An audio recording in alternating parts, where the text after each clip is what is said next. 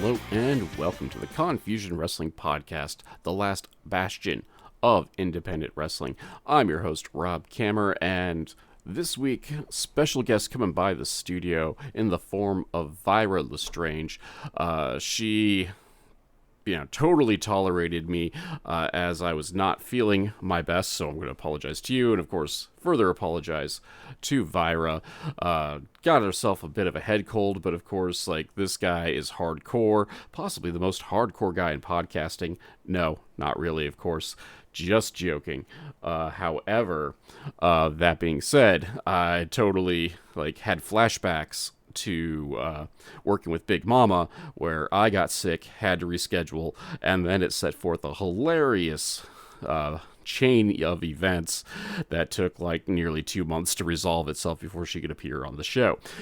So I powered through it to talk about Vyra, who's just absolutely killing it in the Gulf area independence. She's barely 2 years into her career and has wrestled in, I believe she said, 7 states. There's your teaser to listen to the end to see how many states she has wrestled in, because as I record this introduction, I have totally blanked on the proper number, but I believe it is 7. But that being said, so we're going to talk about her journey in professional wrestling, of course, because that's what we do here. Talk about what kind of makes her stand out on the independent scene, and just seeing what we can put out into the ether to bring her in the coming years. So stay tuned. Let's take a pause for the cause. Get yourself something, anything to take off the brunt of Thanksgiving for those who celebrate. Also, Black Friday at the time this drops, so you should just consume. Be like Sump and consume. Anyway, I'll be back in un momento with Vyra LeStrange. Hey folks, the Confusion Wrestling Podcast has become a veritable hub of shopping and treats and all that sort of good stuff. Whether you need a sugar-free alternative to energy drinks in the form of Raise Energy, or maybe even, top-of-the-line ice makers, coffee machines, and other household appliances, all through my links section. All you got to do is wander down to the descriptor of this week's episode, check out the various links, click on them, and go shopping like you normally would. Heck, it's no difference. You just came in and just said Rob sent you. And that way, you can get the things you need, maybe even at a discount, and the podcast gets a kickback as well. So be sure to check out those links. Thank you very much for listening. Back to the show. And we are back, ladies and gentlemen, Confusion Wrestling Podcast. With me today, as I said at the top of the show, very special guest coming by the studio. She is the hidden gem, 3-time. Correct me if that's not numbers incorrect, because my research is not great. But Diamond Championship Wrestling Women's Champion, Vyra LeStrange. Vyra, how are you doing this evening, man? I am doing wonderful. So I always start off the podcast, or almost always start off the podcast, with the never before asked super original question. What made you a fan of professional wrestling? What got you kind of into the sport? So I actually remember the first time I watched wrestling. I was 8 years old, and I had come home from school early that day because I got sick, and I was laying on my grandma's couch because I mostly grew up in my grandparents' house. And I never really watched wrestling up until then. I wasn't allowed to because wrestling wasn't for little girls, in quotes of my grandma. But that's what was on the TV. I was laying on the couch, and it was right around the time Triple H was having the feud with The Legacy. And Triple H made a simple promo, and it was something like, I need to make a phone call. That phone call referencing Shawn Michaels. So it was right around the time DX and Legacy had their storyline, their feud going, and I just became fascinated with it ever since. I mean, that's a decent starting point. A lot of people don't like that run of DX, but I thought the Shawn Michaels getting out of wrestling, air quotes, and being drugged back in by Triple H, I thought that part of the storyline was very entertaining. But I'm a fan of just kind of the stupid comedy stuff every now and again, and just the fact that Shawn might have super kicked a child in the process of all this just made it better, because children are both wonderful and horrid little creatures, both at the same time. I really don't think DX had a bad era. I know some people may not like it, but like that's what was presented to me at the time and it worked. But like DX was always like if you ask me my favorite tag team of all time, D-Generation X. You ask me my favorite wrestler of all time, Shawn Michaels. Like was always and always have been obsessed with that. So there's not a bad moment there, I don't think.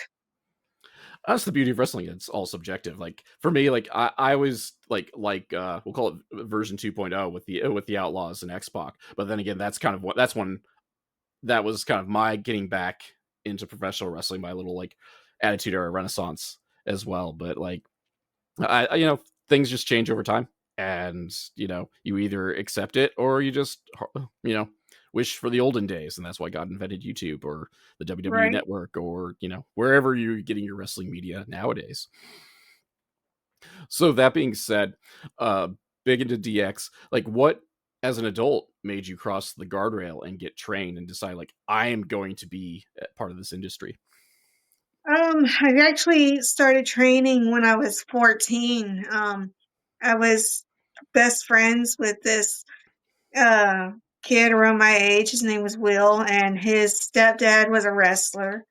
And I practically lived at their house growing up because I was homeschooled and he was homeschooled. So we just became really good friends. We became like brother and sister. And since his stepdad was a local legend, I went to shows and do all his trainings and stuff. And one night I was at his house and during a training session, and he told me to get in the ring. I did, and I fell in love with it. And then I had my first match a couple weeks later. And then unfortunately, uh, I had to stop. My mom didn't really like it. She pulled me away from it for a little while. And I got back into it again when I was 19, 18, 19, somewhere in there. And then I found a bad trainer. There are bad trainers out there. And things happened at that training facility that I won't get into.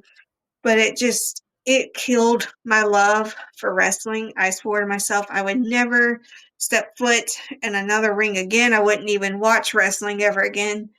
And I didn't up until about 2 years ago when I got back into it. And this guy who I've known for years through when I was a teenager, he messaged me and said, "Hey, I'm going to start training up at my house. I would love for you to join." And at first I said no. And then he talked me into it. So I went. And then I've been with it ever since. So Was there anything in particular that made you like change your mind to get back into the wrestling, or is it just dare I say peer pressure? I mean, it was really what had happened was my uncle had bought tickets for a WWE house show close to where we live. And he told me he bought me a ticket, and I didn't have the heart to tell him that I didn't like wrestling anymore. So I just went ahead and went, and we actually had a lot of fun. Took some pictures and posted it on Facebook. And that's when he messaged me after he saw the pictures. And I don't know, I guess after just being that close to it again, it made me realize that maybe I do miss it a little bit. I mean, the joke is, I mean, and you're awfully young to be, you know, being part of this joke, but the old joke is, no one really retires. Like no Oh one yeah, I've just heard that before. no matter how much they say they're retired, there'll be one more match somewhere down the line. Money's right, Oh, opponent's right, something of the like. You made your way into the Diamond Championship Wrestling training center. So like how did you end up there? Like that's the one that's always like in all of your match statistics in my limited research gives as your official trainer. yeah. So, the guy who I was originally training with, Josh Payne, the Rainbow Warrior, another local legend of ours, he basically what had happened was I was the only student left of his. Everyone else had dipped. And so he sent me over to Diamond Championship Wrestling. So now I have Josh in my corner. I'm also trained by Marcel Pringle, who is a Gulf Coast legend as well, and one of the greatest WWE referees, producers, and just one of the greatest human beings I know, Scott Armstrong. I have to ask you real quick because I'm not up on everything, but is the Pringle any relation to Percy? Is that his kid? I want to say yes. I can't really remember at the moment. Well, that's fair.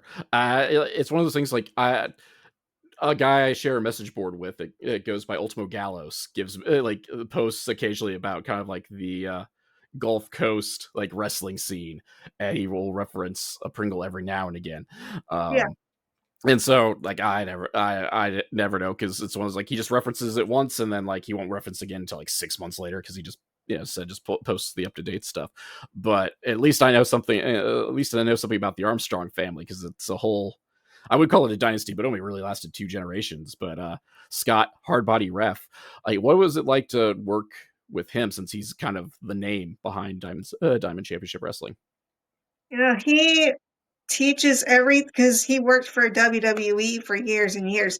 He basically brought all his knowledge and put it into this little tin building in the middle of nowhere in Theodore, Alabama, and has created something really, really special. If you're ever in the Mobile area, even close to it, we have a product that you're not going to find probably anywhere else on the indie scene, unless you're going to like OVW or other places like that. This is something really special. This isn't just your typical indie show. We take the time to make sure everything that we do is TV worthy because we are on TV. And we're pretty proud of what we do. And it's really rare for any sort of wrestling training school to really kind of teach you TV stuff, just because Yeah. so few of the schools have television attached to it. Because obviously, like we can think about like NXT, but like even some like the bigger name schools out there, dare I say, won't make you TV ready. They'll make you good. They'll make you a good wrestler. They're a Right. reputable school, but they're not going to teach you the in and outs of television, and that's kind of a that's That's its where own we're separated. and that's a whole specific skill set. It's one of those things I've talked to Noel Summit and Rocky Mountain Pro as their training academy attached to their television product, and so like her first match was it was officially a TV taping. So she, in addition to like figuring out how to not suck, get over those nerves, then she also had to like hit her full on like TV cues, Yeah, and this like as someone who records, and puts things in a can because he's terrified about hitting his own marks, that just, terrifies me just as like part of the training process, or even like your first matches coming out of school being in that TV environment. But that being said, if someone's gonna, help me get over that, it's going to be an Armstrong because I mean, hard body refs had a at least 40-year career, if not longer, and yeah, has done every facet of the business because he's a very underrated wrestler, but we mostly know very. him as a referee and or I guess in WWE they're called producers, but agents or however you want to, whatever terminology you want to use for him. Exactly. Working under a legend such as Bob Armstrong and then the other trainers you've also referred to as local legends, was that intimidating going into that training environment at all? Honestly, no. Because I knew Josh for years and because I was so comfortable with him, like it felt like a smooth transition and everyone was so welcoming and so like I feel like I was happy to be there. So it never really I wouldn't say I ever felt intimidated going there at all.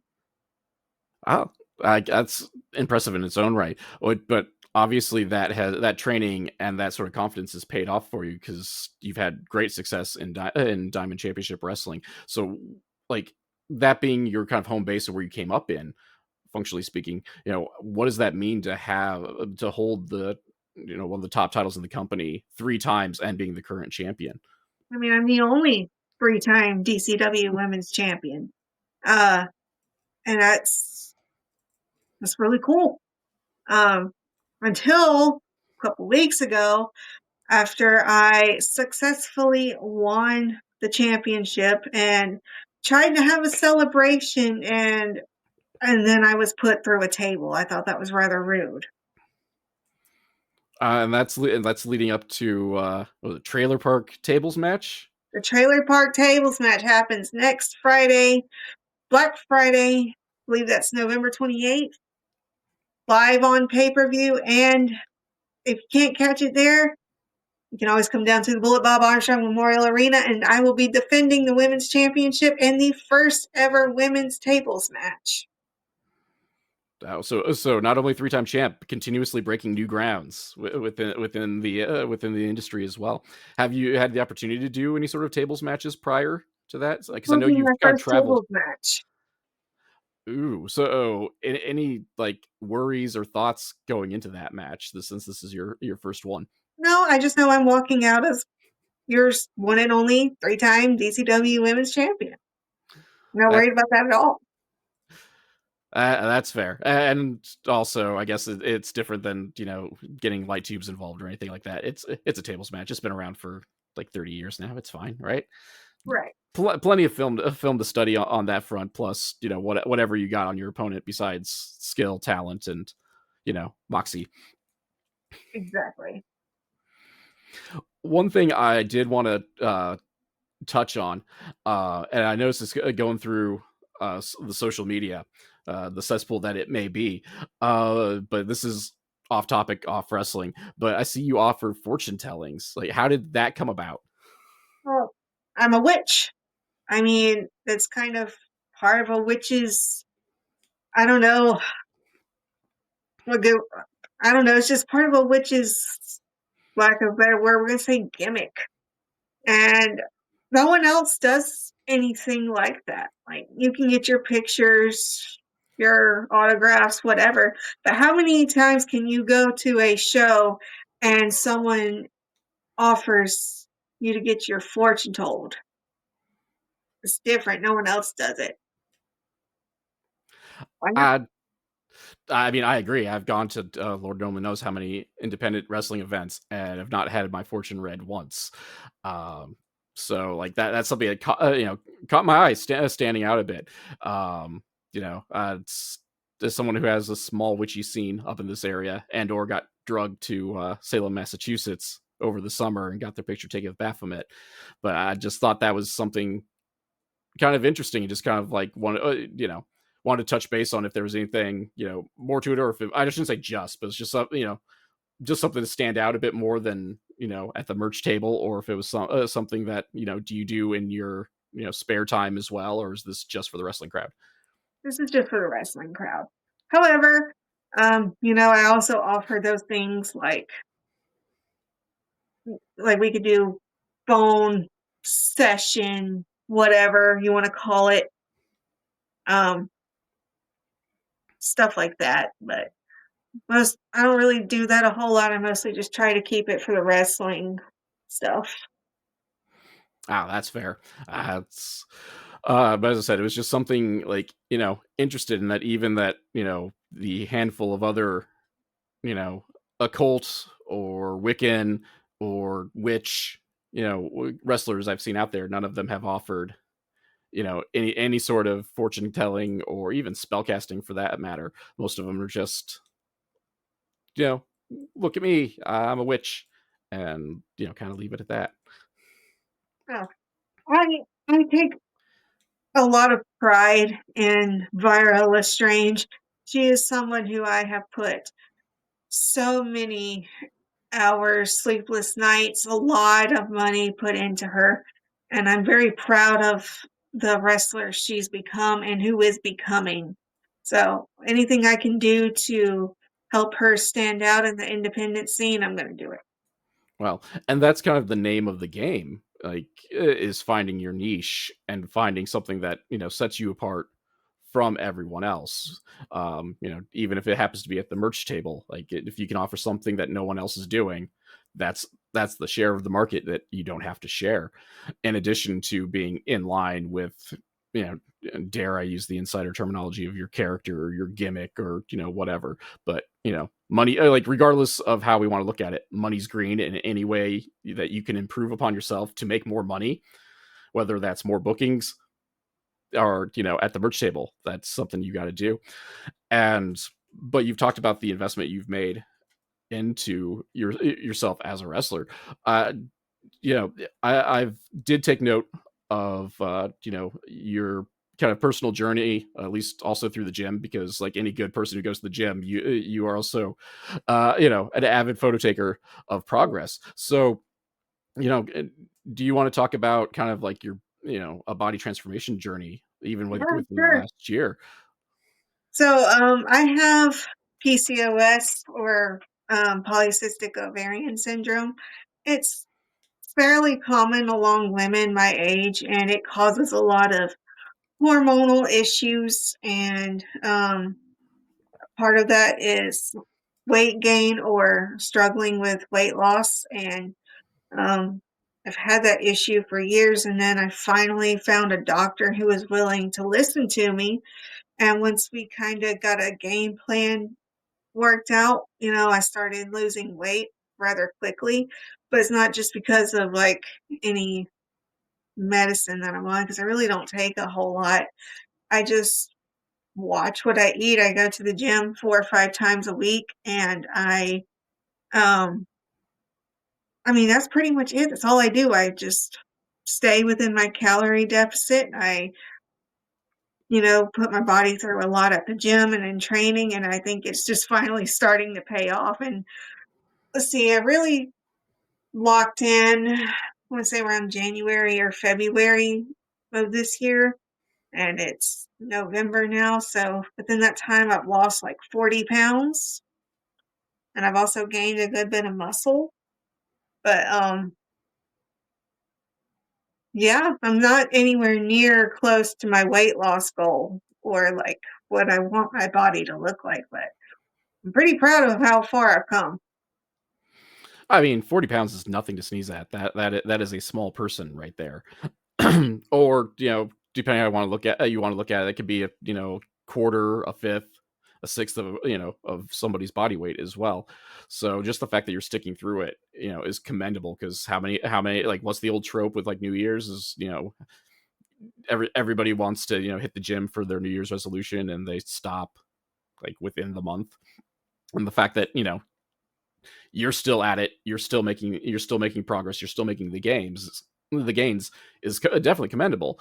And even if you're not where you want to be at your goal yet, I mean, you know a person's health journey is not just a straight line. There's ups, there's downs, there's it can go slower, it can go faster. And even like people don't kind of think about also is like weight loss quickly isn't also a great idea either. It's better to spread that out over time, especially if you're taking up weights or in this case participating in an athletic sport.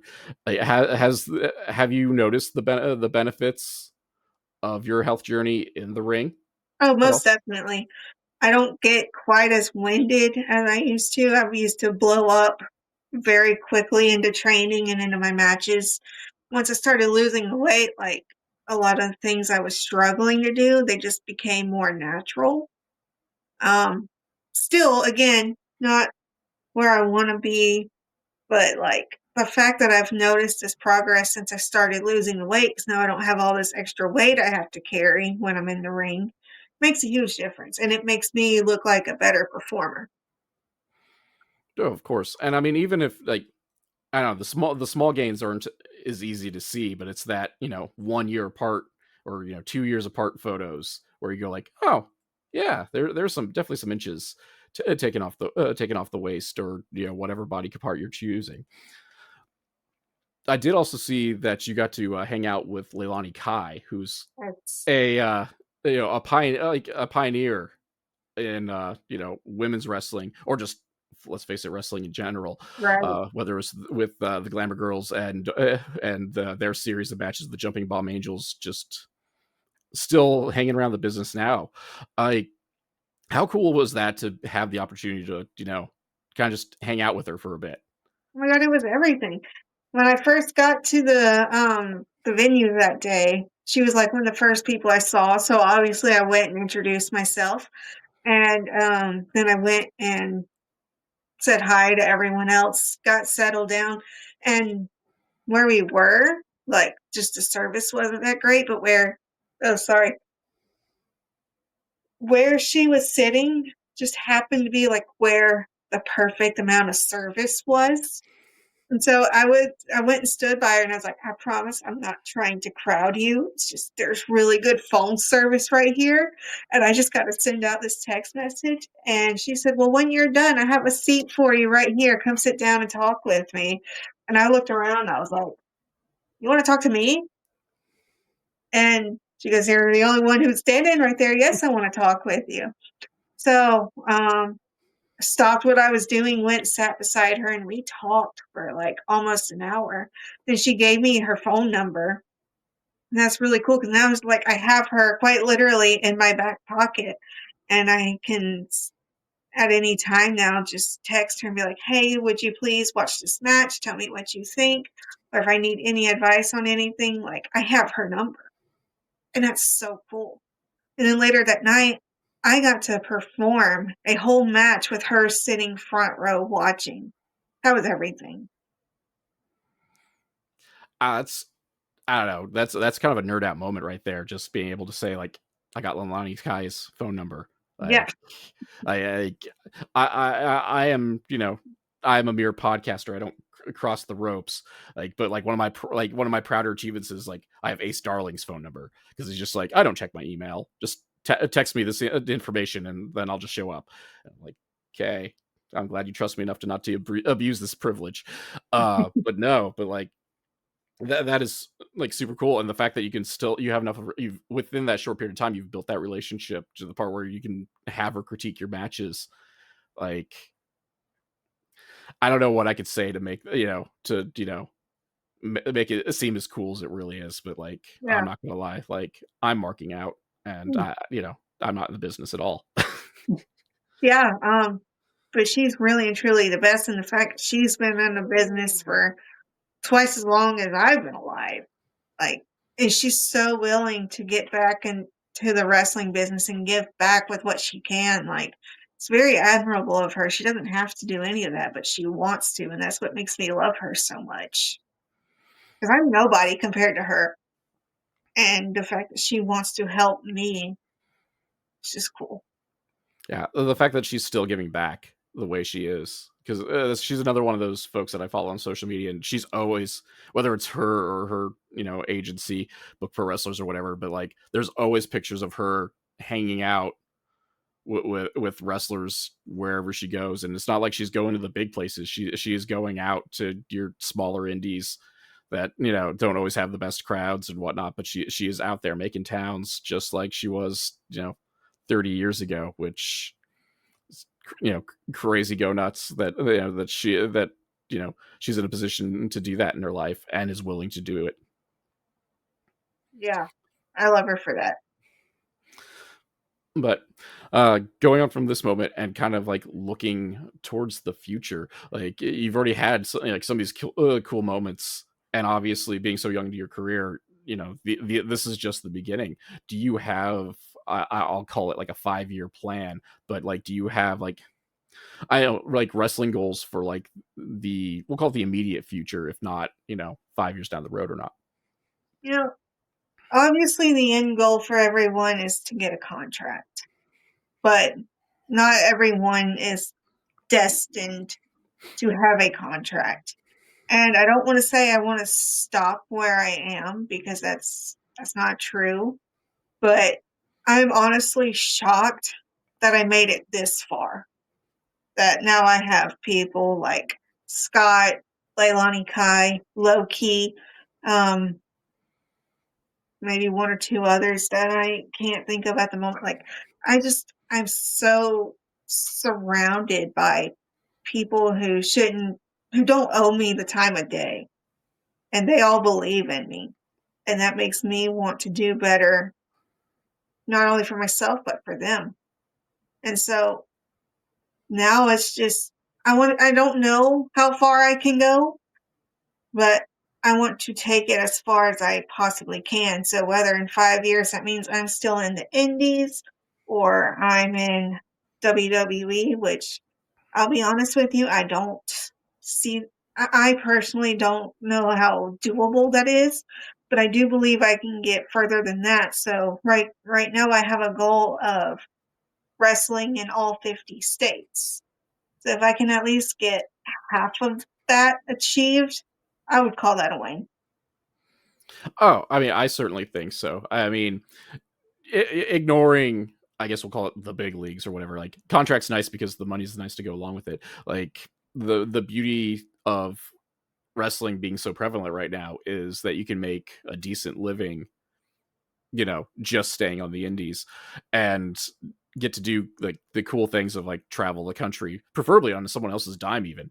But talked about like traveling to getting to wrestle in every state. How many states have you gotten to wrestle in? Because I did see what you said. You've just recently done a tour, done a shot in like North Carolina. Is that Yes. correct? Yes, that was my second time working for a promotion in North Carolina. Um, Saturday, I'll be in Arkansas. That will be my seventh state. But I also have potential bookings coming up in other states nowhere near here, like Pennsylvania and Connecticut. Like That's I a have, drive. oh, I'm flying. That I mostly drive to all these shows, but I do have a limit. is fair.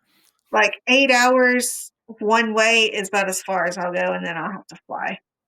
And I've never flown before, so Oh, I don't know. you are talking to the wrong person about that. Once and never again, until the wife tells me I'm doing it again. Yeah, I loathe flying, and my I would last rather just sail, honestly. I'm landlocked, or not technically. I got the Mississippi, so but it would be quite the sail to get anywhere. Uh, but but I mean, you said a seven. Like that's like nearly a fifth of the way there, like already. So if you're keeping up anything that resembles this pace, like you should be. I don't want to say you'll be there in no time, but like that's a 5-year plan right there, Yeah, thereabouts. Like sure, it might be more difficult to get certain places. 'Cause I don't know how much wrestling there is to be had in, say, like Alaska or Hawaii or whatever. But like, the rest of the nation's pretty full for the most part. Maybe not South yeah. Dakota. I'll have to double check that one. But the rest of the company. Who are you working for in Pennsylvania? It would be well, actually Pennsylvania. I don't know too much about that because I was just reached out to that by Oh, a promoter. He said he would get back to me. He just said whatever, be interested in working for a show in Pennsylvania, and I was like, yeah, just let me know. And that was pretty okay. much it. Like Uh, I don't have a whole lot of information on that one yet. That may okay. not even happen, Okay. but It's going to happen because we got to put good things out into the ether. That's you yeah, know whatever you put out, whatever energy you put out, you get back. 'Cause that's how that works, right? Or so we're told. that's what they say.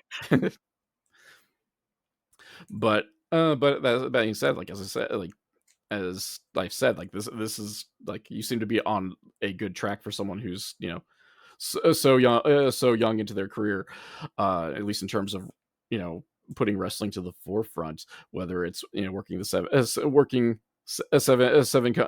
states, 3-time women's champion in your home promotion, and getting to hang out with Lana Kai and having her phone number. Like I think it sounds like you are on the right track to, if not, even if you don't make the contract. I mean, you're living the dream. I think like I that's do believe, I 100% believe that, the 14-year-old me would not believe this. I'm living a life that most people can only dream of living.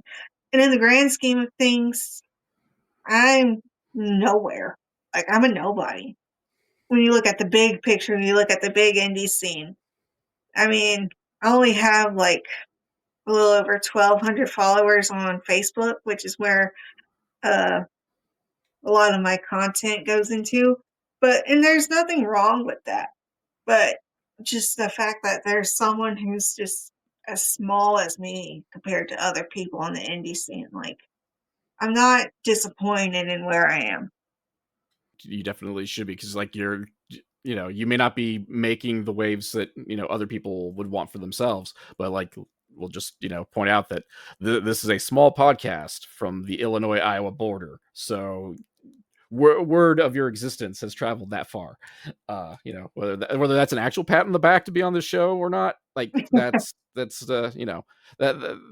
can be up to anybody's guess. But you're getting your name out there, and that's the important thing. And obviously, you are making the gains, whether it's, again, working the States, personal health journeys, et cetera, et cetera, et cetera. So with that, I guess we'll kind of go ahead and wind things down a wee bit, and go ahead and give us where we can find you in the near future, as far as you can remember, and where can we find you on socials and or get merch. So for merch, I do have shirts on Pro Wrestling Tees. You just look up Vyra LeStrange. I do have merch I mostly sell at shows, but if you can't make it, I'd be more than happy to ship them out. And as far as any future shows go, this Saturday, I will be in Diaz, Arkansas for Wild Card Wrestling. I'll be making my debut there. Next Friday will be All Sales Final 2, live on pay-per-view, where I'll be defending the Women's Championship against Bobby Thunder in the Trailer Park Tables match. And then, let's see, the week after that, that's December 6th, we'll be back at the Bullet Bob Armstrong Memorial Arena for another series of episodes for Synergy. And then December 13th, I will be making my Inhumane Wrestling debut, and that's also in Arkansas. Forgive me for not remembering the city at the moment. I have a lot of shows. And then I will also be doing customs that day for Luxury Pro women's wrestling. So if you're into that, you can always order custom matches and request for me to be in them. And then December 20th will be my last show for the year. I will be back at the Bullet Bob Armstrong Memorial Arena for DCW. Sounds good. You got a busy 6 weeks coming up. Yes. That's great. And where can we find you on the socials? Socials, let's see. X, TikTok, and Instagram, they're all under the same handle, Vyra_LeStrange. And then Facebook, it's just Vyra LeStrange. All right, and I will try to do my good hostly duties and put those in the descriptors. But barring that, Vyra, I want to thank you for coming on the show and tolerating the technical difficulties that, in theory, I've edited out of the interview because for not being live. And just I'm excited to see kind of where you're going from here, what the future holds for you. I appreciate it. Thank you for having me. The Confusion Wrestling Podcast is a weekly podcast that is written and performed by Rob Kammer and hosted by Spotify for podcasters. The background music for this section is Ruined by Day, performed by Alan Schroeder. If you enjoyed this podcast and would like to help support, please like, subscribe, and tell your friends, family, and enemies. Leaving a review is helpful as well, because word-of-mouth advertisement is very important for us small podcasts. My social media links can be found in the description, but Twitter, Instagram, and Blue Sky are at The Nova of Cass. That's TheNovaOfCass, and Facebook is MLW Confusion, all one word. If you'd like to support monetarily and help upgrade my equipment, please check out my virtual tip jar at ko-fi.com/Casanova, or if you prefer more bang for your buck, go to patreon.com/Casanova, that's CASSONOVA, where for as little as $2, backers get access to the podcast early and without those pesky ads, plus other exclusive content. So join the crew that is headed up by Keith Wynn, Alan Schroeder, Chris Zach, and Elenia, and check it out. You can also find t-shirts, coffee mugs, and other merch at the Confusion Podcast store on Teespring. Also, be sure to check out the affiliate links in the descriptor below. For business inquiries such as ads, sponsorships, and etc., please email rzkamer, Kamer, at comcast.net. Thank you all for listening.